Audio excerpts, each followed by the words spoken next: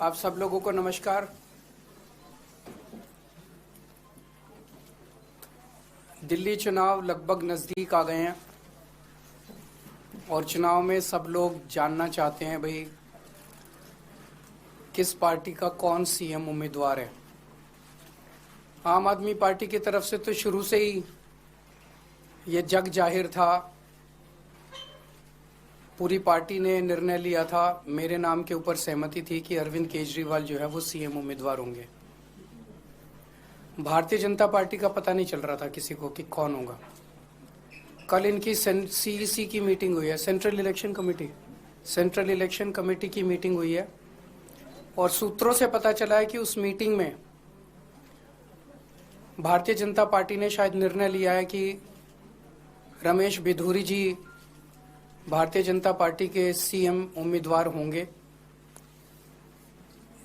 ऐसा बताया जा रहा है सूत्रों के मुताबिक कि 1-2 दिन में औपचारिक रूप से रमेश बिधूरी जी के नाम का ऐलान कर दिया जाएगा। मैं तहे दिल से रमेश बिधूरी जी को बधाई देना चाहता हूं भारतीय जनता पार्टी के सीएम उम्मीदवार बनने के लिए।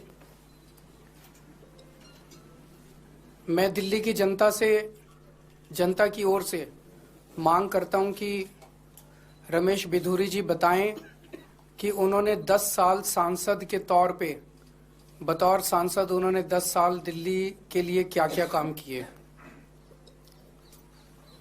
वो दिल्ली की जनता को बताएं कि उनका विजन क्या है दिल्ली को लेके, वो दिल्ली में और क्या क्या काम करेंगे। अगर उनको दिल्ली के लोगों के लिए उनका विजन क्या है वो ये साफ साफ बताएं दिल्ली के लोगों को। और जब उनका औपचारिक रूप से ऐलान हो जाएगा तो जनतंत्र को सुदृढ़ करने के लिए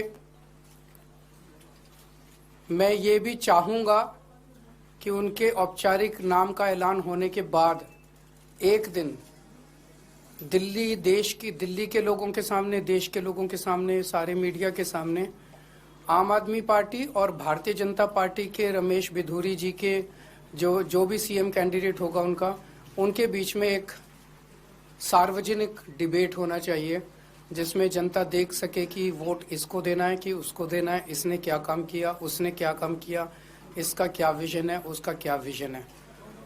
तो हम इंतज़ार करेंगे 1-2 दिन में शायद रमेश बिधूरी जी का औपचारिक ऐलान हो जाएगा। उसके बाद फिर हम आगे देखते हैं क्या होता है। अगर कोई प्रश्न है आपके तो क्या आप ये फैसला सही मानते हैं? मतलब आपको लगता है वो सही व्यक्ति? जनता तय करेगी कि कौन सही है कौन गलत है। मैं तो कौन होता हूँ। हाँ जी, सूचना कैसे मिली? सूत्रों से, जैसे 11,000 वोट जो शादरा में कट रहे थे वो हमें उनके अंदर के लोगों ने ला के दिए थे सारे कागज। तो उनकी पार्टी में बहुत चाहने वाले हैं हमारे, तो जो हमें अंदर से बताते रहते हैं कि उनकी पार्टी में क्या चल रहा है। सर, दिल्ली पुलिस की एक क्राइम रिपोर्ट आई है जिसमें ये कहा गया है कि 2024 में क्राइम किसी भी तरह का हो, खासतौर से संगीन अपराध जो है वो बहुत कम हुए हैं। जनता से जाके पूछ लो, सरेआम दिल्ली की सड़कों पे गोलियां चल रही है। तो रिपोर्ट तो ये कुछ भी लिखवा रहे थे, कमरे ये बंद एसी कमरे में बैठ के कोई भी रिपोर्ट लिखवा लो। जनता से पूछो कि जनता कितना अपने आप को सुरक्षित महसूस कर रही है। सर, नई दिल्ली विधानसभा क्षेत्र में वोटर लिस्ट को लेकर बार-बार आपकी पार्टी के नेताओं के द्वारा गड़बड़ी की जा रही है, नए नाम जोड़े जा रहे हैं। आज संजय जी ने जो खुलासा किया है वो बहुत ज्यादा चौंकाने वाला है। गाली गलौज पार्टी के कई कैबिनेट मिनिस्टर्स और सांसदों के घरों से 20-20, 30-30, 40-40 नए वोट बनाने की एप्लीकेशन दिसंबर के और जनवरी के महीने में फाइल की गई है। ये कौन लोग हैं? अचानक इतने लोग सारे बीजेपी के गाली गलौज पार्टी के सांसदों के घरों में कैसे आ गए? कई ऐसे एक कमरे की झुग्गी, छोटी सी झुग्गी, उसमें 30 वोट बनाने की एप्लीकेशन आई हुई है। एक छोटी सी दुकान, उसमें 40 वोट बनाने की एप्लीकेशन। ये कौन है ये लोग? तो जाहिर तौर पे भारतीय जनता पार्टी हार मान चुकी है और जनता के सामने ये भी धीरे धीरे निकल के आ रहा है इस दिल्ली चुनाव के अंदर कि ये चुनाव नहीं लड़ते ये लोग, केवल और केवल बेईमानी करते हैं। इस चुनाव के अंदर इनकी एक एक बेईमानी, हमारे कार्यकर्ता इतने सतर्क थे कि उन्होंने एक एक बेईमानी इन लोगों की पकड़ ली है।